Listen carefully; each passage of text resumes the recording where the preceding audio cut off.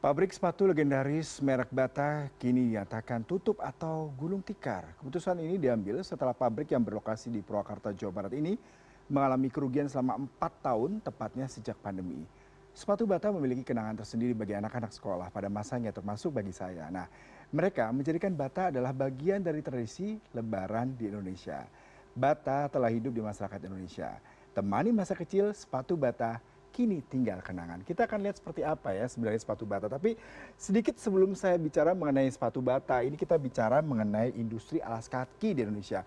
Berdasarkan data dari BPS, ini ada sesuatu yang sangat ironis ya kalau kita bicara di tahun 2023 terjadi penurunan jumlah produksi ataupun volume daripada industri alas kaki Indonesia. Kalau volume ekspor, kita ini ekspornya Indonesia untuk industri alas kaki kulit, ini terjadi penurunan sebesar 14,2% di tahun 2023. Ini data dari BPS. Kemudian kalau kita bicara nilai ekspornya,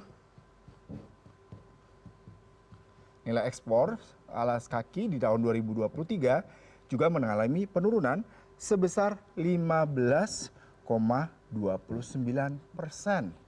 Nah, ada apa nih dengan industri alas kaki Indonesia?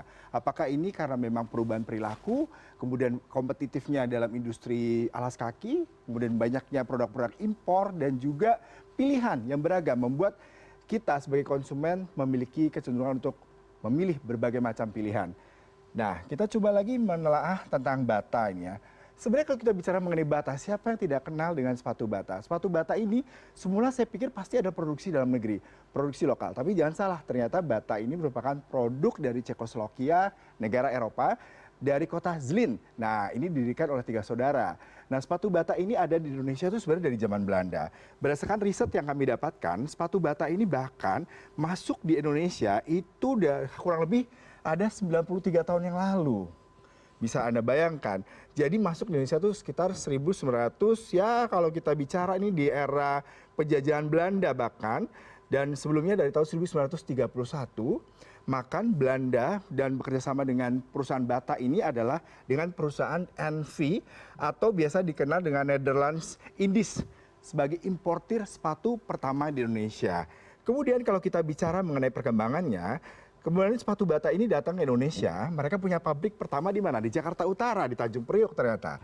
Sebelum akhirnya mereka bergeser ke kawasan Kalibata. Nah, ini sepatu Bata berdiri sekitar tahun 1940 berproduksi sepatu.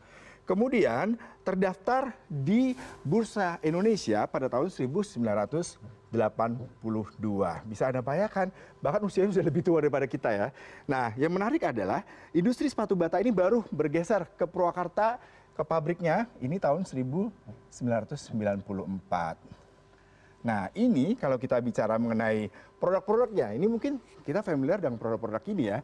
Ternyata Bata itu adalah brandnya sebagai induk perusahaan Bata. Kemudian ternyata ada Marie Claire, Comfort, Power, Bubble Gummers, dan beberapa brand lain yang familiar dan biasa kita kenal di sejumlah retail di Indonesia. Karena ada kurang lebih 435 retail, bisa Anda bayangkan, 435 retail yang menjual brand-brand Bata di Indonesia.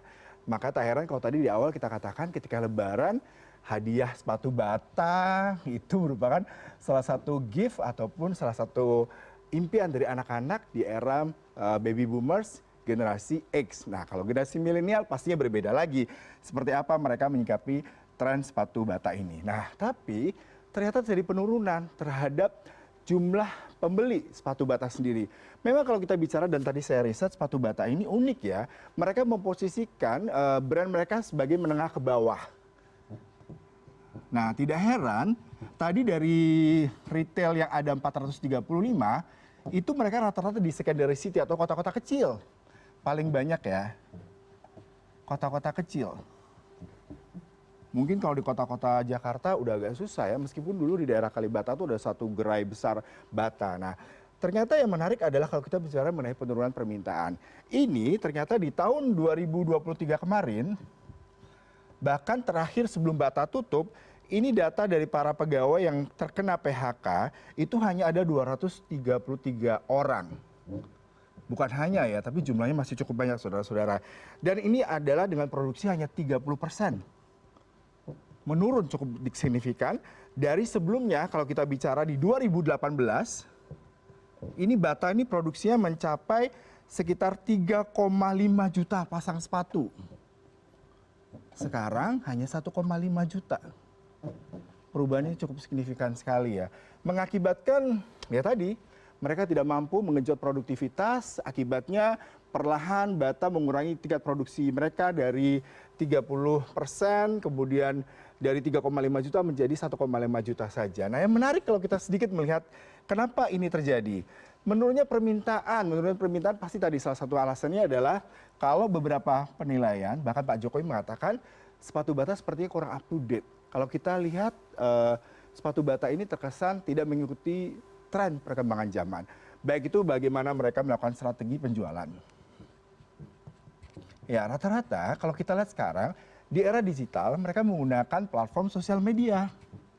Kalau zaman dulu mungkin ikannya menggunakan TV ya, TVC ya. Kalau sekarang semua kayak sosmed. Tapi sepertinya Bata kurang mengikuti perkembangan ini. Kemudian perilaku konsumen. Nah konsumen ini kalau tadi saya baca beberapa pertimbangan dari sejumlah analis, konsumen itu berubah dari generasi baby boomers, mungkin orang tua kita, era tahun 60-an hingga 1980, itu mereka adalah tipe yang loyal. Tapi untuk anak-anak generasi milenial, mereka terkesan ingin mencari sesuatu yang beda. Mereka tidak lain mengikuti perilaku para orang tua mereka, orang-orang senior mereka, jadi mereka cari sesuatu yang baru, yang berbeda. Kemudian efisiensi. Efisiensi ini pastinya kita bicara mengenai kalau lihat bagaimana tingkat produktivitas yang pegawainya hanya 233, jadi banyak sekali penurunan, pastinya mereka berusaha untuk meningkatkan produktivitas, tapi permintaan turun sehingga mereka harus mengurangi mungkin ongkos produksi, pastinya bahan baku yang juga impor, biaya listrik, kemudian juga sejumlah komoditi lain yang juga mengikuti perkembangan fluktuasi nilai tukar rupiah. Nah kemudian ini persaingan, ini suatu yang juga harus kita lihat. Persaingan kalau sekarang mungkin kita bisa mendapatkan informasi sepatu ini melalui internet. Jadi mungkin bahkan saat ini kita bisa membeli barang-barang impor di sejumlah gerai tradisional maupun secara online. Nah ini membuat Bata tidak mampu bersaing dan mengakibatkan mereka terpaksa tergerus. Nah ini kerugian ya, saya membacakan kerugian Bata ini cukup signifikan jumlahnya. Terakhir di 2023 kerugiannya itu mencapai 80,65 miliar atau meningkat, justru malah kerugiannya meningkat. Jadi 294,76% dan penjualannya ini turun 0,42% menjadi hanya 488,47 miliar rupiah. Ya. Demikianlah tadi bagaimana Bata harus tetap berproduksi di tengah persaingan industri alas kaki dunia maupun di tanah air, di tengah juga berubahnya perilaku konsumen dan juga akhirnya terpaksa mereka menutup pabrik mereka di Purwakarta.